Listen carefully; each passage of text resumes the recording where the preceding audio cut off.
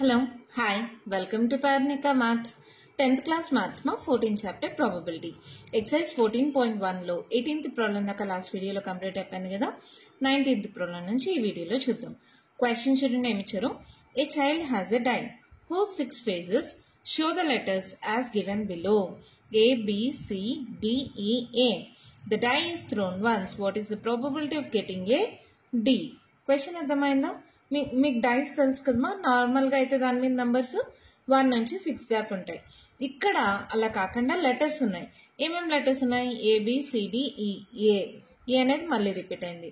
అలాంటప్పుడు probability of getting ఏకి getting డికి probability కనుక్కోమన్నారు. చాలా సింపుల్ కదా. Total number of letters on the dice is equals to any more 1 2 3 4 5 6 n of s that equals to 6. Okay na? Tarvata first one, let E1 be the event of getting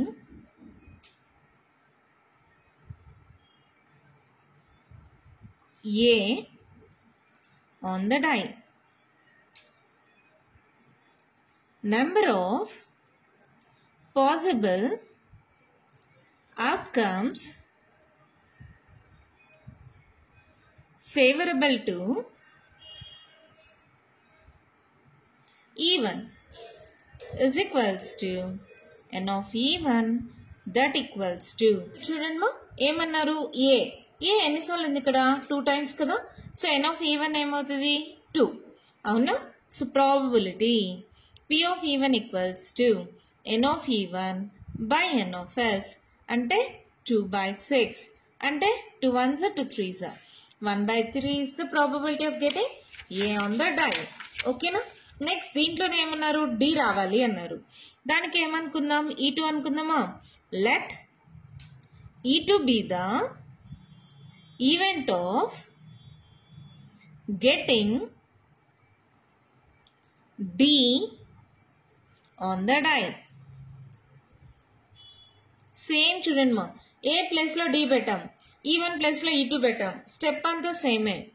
number of favourable outcomes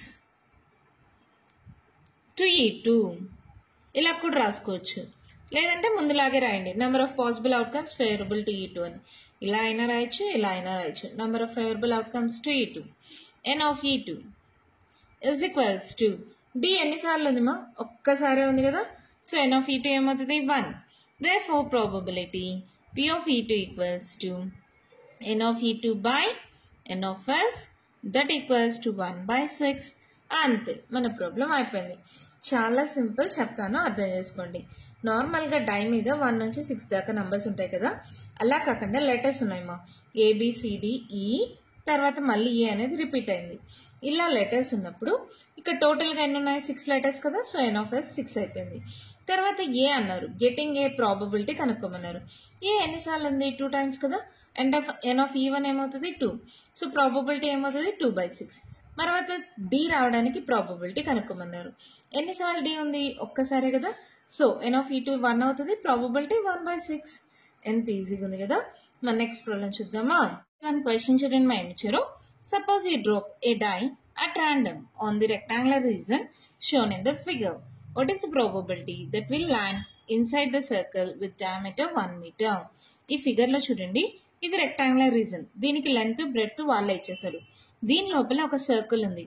ఈ circle యొక్క diameter వచ్చి 1 metre అంట. మనం ఒక die throw చేస్తే ఆ die అనేది ఈ సర్కిల్లో పడడానికి ప్రాబబిలిటీ కనుక్కోమన్నారు. సో దీని యొక్క ఏరియా, దీని యొక్క ఏరియా కావాలి కదా.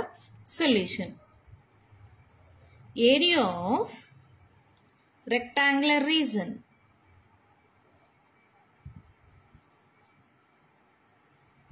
is equals to length into breadth that equals to 3 into 2 that equals to 6 meters. దీన్ని n of s అనుకోవచ్చా?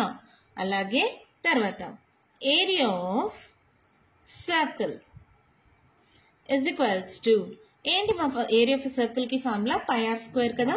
ఇక్కడ చూడండి డయామీటర్ 1 మీటర్ అయితే రేడియస్ ఏమవుతుంది r ఈక్వల్స్ టు d/2 అంటే 1/2 ఈజ్ ద రేడియస్. సో ఇది ఏమవుతుంది పై అంటే 22/7 r అంటే 1/2 స్క్వేర్ అన్నారు కాబట్టి 2 times 1/2 1/2 ఓకేనా. క్యాన్సిల్ చేయండి 2 1s 2 1s. సో ఇది ఏమవుతుంది 11/7 2s 14 11/14 ఓకేనా. మీటర్స్ కాబట్టి ఏరియా కాబట్టి మీటర్ స్క్వేర్, ఇక్కడ కూడా metre square. Okay area of rectangle వేసేసాను, ఏరియా ఆఫ్ సర్కిల్ వచ్చేసిందా. therefore the probability that the die will land inside the circle is equals to ఏం చేయాలమ్మా ఇది ఎన్ఎఫ్ఎస్ అనుకుంటే ఇది ఎన్ఎఫ్ఈ అవుతుంది కదా. అప్పుడు ఏమవుతుంది formula NFE by NFS. NFS రాయకుండా మీరు డైరెక్ట్గా area of a circle divided by area of rectangular reason అని కూడా రాసుకోవచ్చు. సో ఏమవుతుంది 11/14 డివైడెడ్ బై ఎన్ఎఫ్ఎస్ ఎంత 6. సో ఇది ఏమవుతుంది 11/14 into 6. ఏం క్యాన్సల్ పోవు కదా, జస్ట్ మల్టిప్లై చేసేయండి. 6 4s 24 6 1 6 7 8 11/84 is the probability. ఓకేనా అర్థమైందా. చాలా సింపుల్ మా. ఒక రెక్టాంగులర్ రీజన్ ఉంది, మధ్యలో ఒక సర్కిల్ రీజన్ ఉంది. దీని యొక్క డయామీటర్ 1 మీటర్ ఇచ్చారు, దీని యొక్క లెంత్ బ్రెడ్త్ ఇచ్చేసారు. ఒక డైని త్రో చేస్తే అది ఈ సర్కిల్లో పడడానికి ప్రాబబిలిటీ ఎంత. ఏరియా ఆఫ్ రెక్టాంగులర్ రీజన్ కనుక్కుంటాం, ఏరియా ఆఫ్ సర్కిల్ కూడా కనుక్కుంటాం. సో ఇది ఎన్ఎఫ్ఎస్ ఇది ఎన్ఎఫ్ఈ అనుకున్నాం అనుకో, ప్రాబబిలిటీ ఏంటి ఎన్ఎఫ్ఈ బై ఎన్ఎఫ్ఎస్ కదా.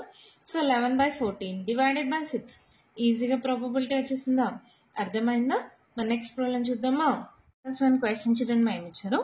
A lot consists of 144 ball pens, of which 20 are defective and the others are good. 144 pens ఉన్నాయి టోటల్ గా, దాంట్లో 20 అనేవి డిఫెక్టివ్ పెన్స్, మిగిలినవన్నీ good pens.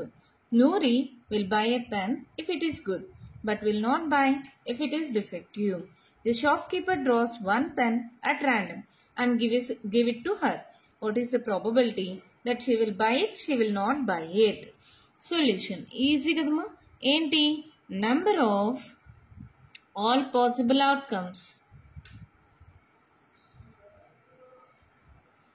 is equals to n of s that equals to total ga enni pens unnayamma 144. Okay na. First one, let E be the event of gives to her. What is the probability annaru, she will buy it annaru kada. Let E be the event of getting a good ball pen. Number of possible outcomes favorable to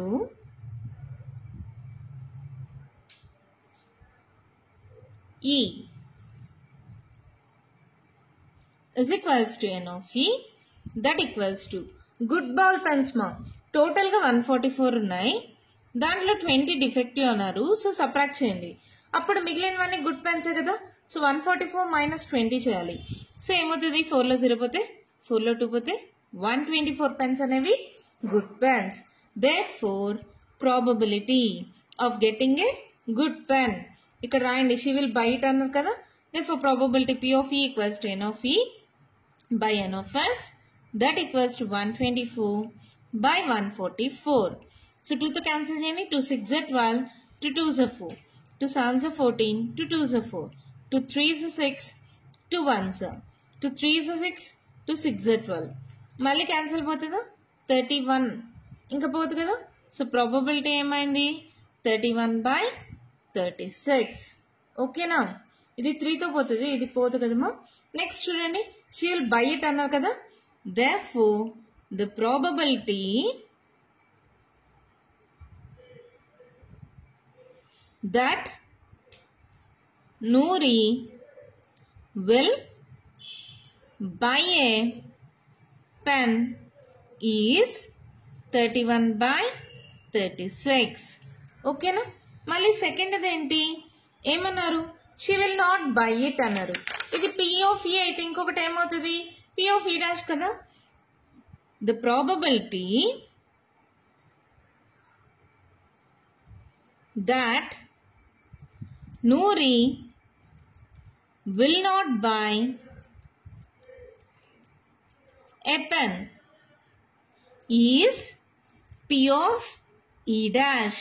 P of E dash की formula ఏంటి మా? మనం already నేర్చుకున్నాం కదా. 1 minus P of E. 1 minus P of E ఎంత? 31/36. So LCM ఏమవుతుంది? 36. 36 ones are 36. 36 minus 31. 6 లో 1 పోతే 5. So 5/36 is the probability that she will not buy a pen. అంతే, ప్రాబ్లం అయిపోయింది. చాలా సింపుల్ ప్రాబ్లం, క్లియర్గా అర్థం చేసుకోండి. టోటల్గా 144 పెన్స్ ఉన్నాయి. దాంట్లో 20 పెన్స్ అనేవి defective pens. So good pens ఎన్ని ఉంటాయి? 144 minus 20 చేస్తే 124 అనేవి గుడ్ పెన్స్. గుడ్ పెన్ ఉన్నప్పుడు మాత్రమే నూరి అనే అమ్మాయి పెన్ని బై చేస్తుంది. సో ప్రాబబిలిటీ ఏమవుతుంది? 124/144. ఓకేనా? Will not by a pen అంటే ఇది P of E అయితే ఇది ఏమవుతుందమ్మా? P of E dash కదా. P of E dash కి ఫార్ములా ఏంటి? 1 minus P of E కదా. చేస్తే వచ్చేసింది. ఎంత ఈజీగా ఉంది కదా. మరి నెక్స్ట్ ప్రాబ్లం చూద్దామా? 22nd వన్ క్వశ్చన్ చూడండి మేము ఇచ్చారు. Refer to example 13. ఎగ్జాంపుల్ 13 లో మనం ఏంటి? 2 డైస్ త్రో చేస్తే అవుట్పుట్స్ ఏమొస్తాయో రాసాం. గుర్తుందా? ఒకవేళ గుర్తు లేకపోతే లింక్ డిస్క్రిప్షన్ లో ఇస్తాను, ఒకసారి ఓపెన్ చేసి చూసుకోండి. ఇక్కడ చూడండి, event some of 2 dice.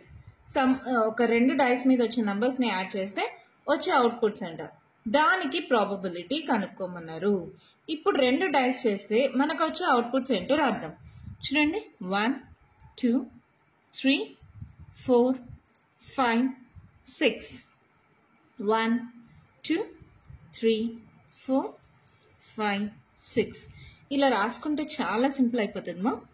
1 1 1 2 1 3 1 4 1 5 1 6 2 1 2 2 2 3 2 4 2 5 2 6.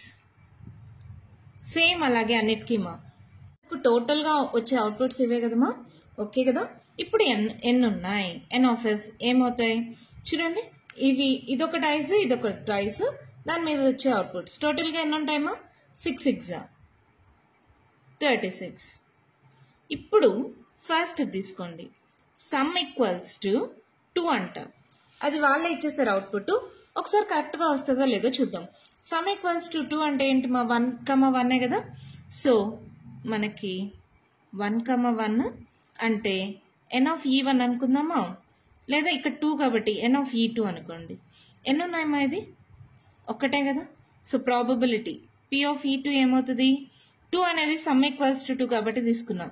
1/n of s 1/36. అదే కదా వచ్చిందో. తర్వాత సెకండ్ది సమ్ ఈక్వల్స్ టు 3. 3 ఎక్కడెక్కడ వస్తుంది?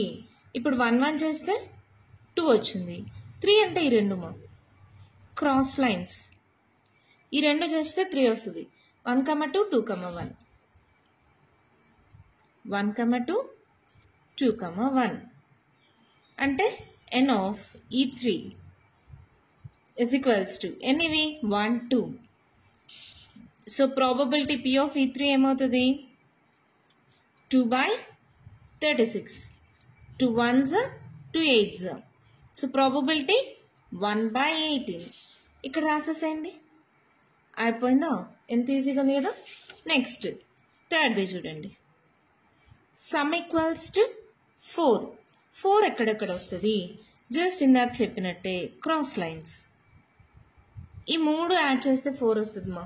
చూడండి, 1 + 3 4, 2 + 2 4, 3 + 1 4. సో ఏమేమి అవి ఆర్డర్లో రాసుకుందాం. 1 3 2 2 3 1.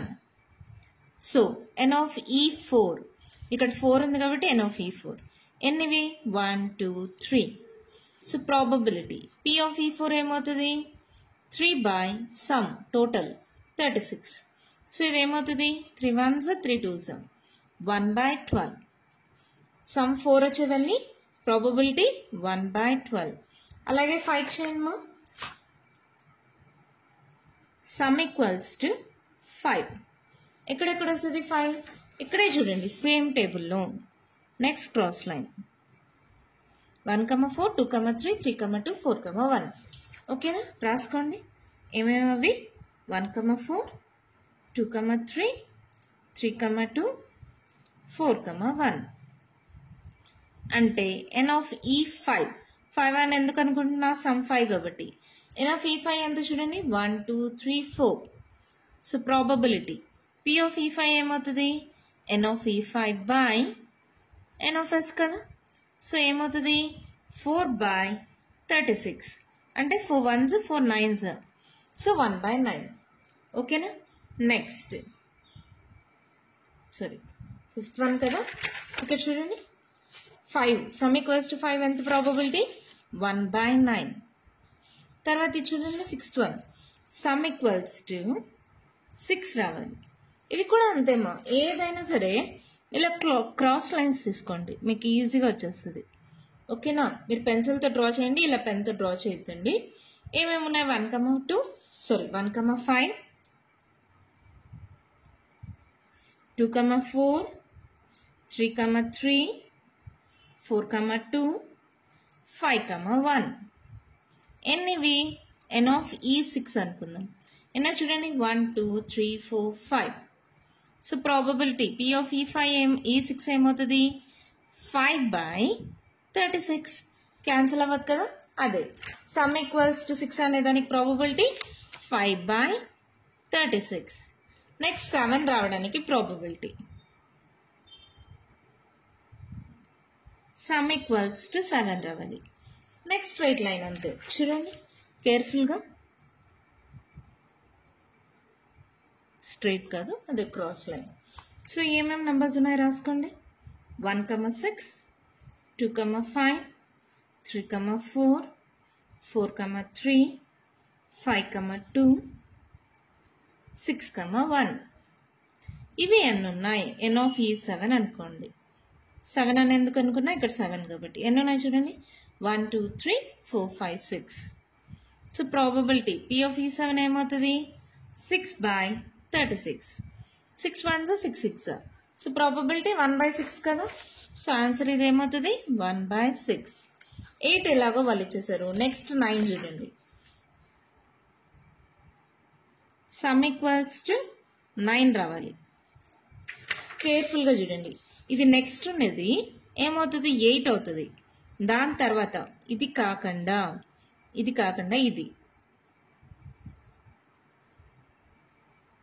అర్థమవుతుందా? ఇవి 9. ఏంటేంటో రాసుకోండి. సమ్ము ఏవేవి 9 వస్తాయి 3, 6 యాడ్ చేయండి. 3, 6 ఎంత 9. 4, 5 యాడ్ చేయండి 9. 5, 4 యాడ్ చేయండి 9. 6, 3 యాడ్ చేయండి 9. సో n ఆఫ్ ఈ ఇక్కడ 9 ఉంది కాబట్టి n ఆఫ్ ఈ 9 అనుకుంటున్నా. ఎన్ని ఉన్నాయి చూడండి 1, 2, 3, 4. సో ప్రాబబిలిటీ p ఆఫ్ ఈ 9 ఏమవుతుంది 4/36. అంటే 4 1s 4 9s 1/9 కదా. సమ్ 9కి 1/9 ప్రాబబిలిటీ. సమ్ 9కి 1/9 అనేది ప్రాబబిలిటీ. ఇప్పుడు సమ్ 10 చూడండి.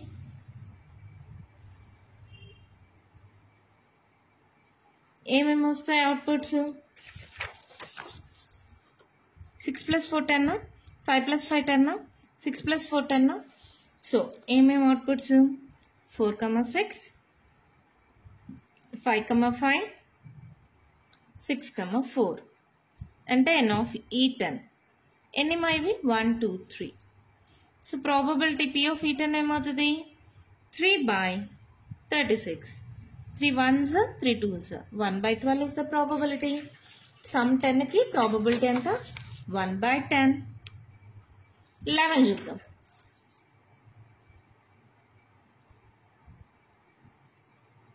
Some equals to 11. 11 ఎక్కడెక్కడ వస్తుంది మా చూడండి 6 + 5 5 + 6 ఈ రెండే కదా.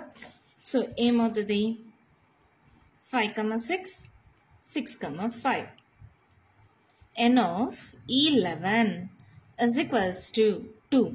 So probability 11 is equals to 2 by 36, 2 ones, 2 8s, 1 by 18.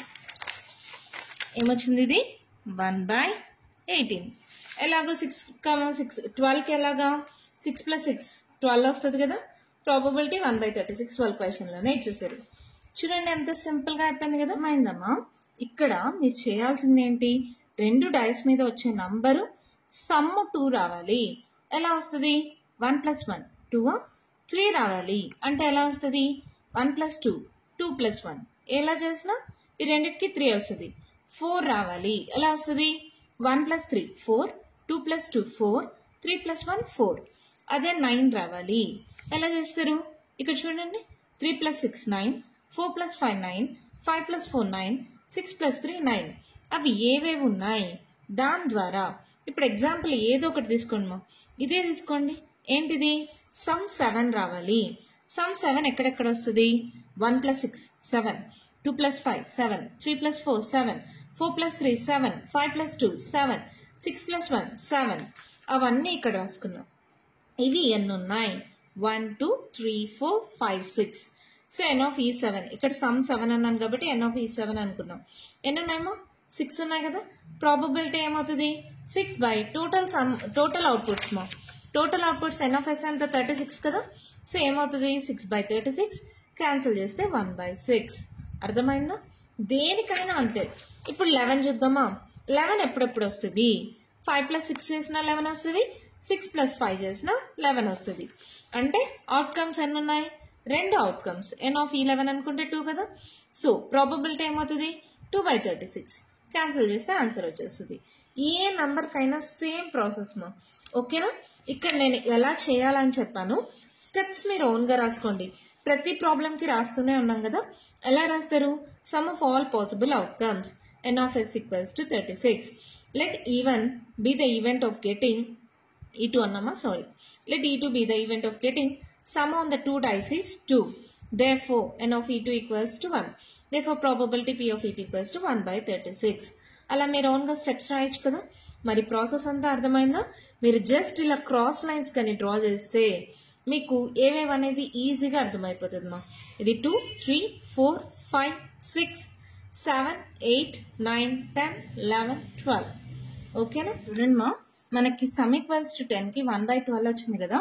ఇక్కడ నేను పొరపాటుగా 1 by 10 అని రాసేసాను. ప్లీజ్ కరెక్ట్ చేసుకోండి. ఓకేనా?